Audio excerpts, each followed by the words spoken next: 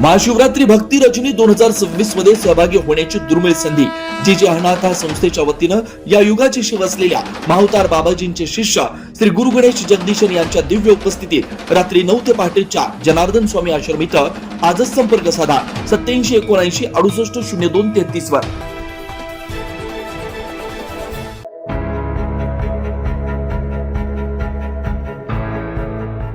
नाशिक महानगरपालिकेच्या महापौर पदासाठी आज उमेदवारी अर्ज दाखल करण्याचा अंतिम दिवस आहे। गेल्या आठवड्याभरापासून महापौर पदासाठी विविध नावं चर्चेत आहेत। आज सकाळी कुंभमेळा मंत्री गिरीश महाजन यांच्या प्रमुख उपस्थितीत नगरसेवकांची बैठक झाली।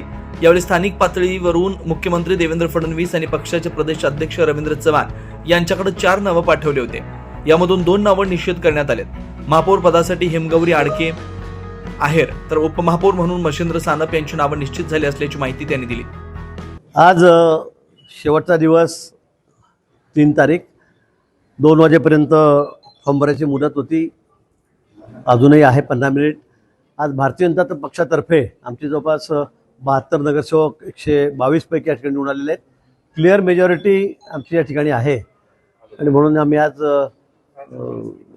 4 नावं वरती पाठवले होते प्रदेशाकडे, मान्य अध्यक्षांकडे, मान्य देवेंद्रजींशी बोलणं सुरू होतं आणि सगळ्या शेवटी अंती वरतून निर्णय आलेला आहे। त्या संदर्भामध्ये उपमहापौर म्हणून मच्छिंद्र बाळासाहेब सानप यांचा फॉर्म आम्ही भरलेला आहे आणि महापौर म्हणून या ठिकाणी हिमगौरी बाळासाहेब आहेर आडके यांचं नाव निश्चित झालेलं आहे आणि त्यांचा फॉर्म आम्ही आता भरायला सर्व नगरसेवक त्या ठिकाणी पाठवलेले आहेत। मला वाटतं तो फॉर्म आता भरला गेलेला असेल, पण हिमगौरी आडके आणि मच्छिंद्र सानप ही 2 नावं महापौर आणि उपमहापौर म्हणून आम्ही या ठिकाणी दिलेली आहे। सर्वसमावेशक असा विचार करूनच हा निर्णय घेण्यात आला असून महापौर आणि उपमहापौर यांना कुंभमेळ्याच्या दृष्टीने माहिती असली पाहिजे, महापालिकेचे अनुभव असायला पाहिजेत। नवीन चेहरा दिसला तर त्याची अडचण निर्माण होऊ शकते असं देखील यावेळी मंत्री महाजन यांनी सांगितलं।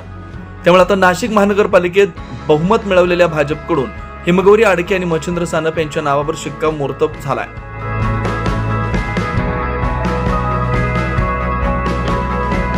9 न्यूज महाराष्ट्रासाठी प्रतिनिधी इसाक कुरेशी, नाशिक।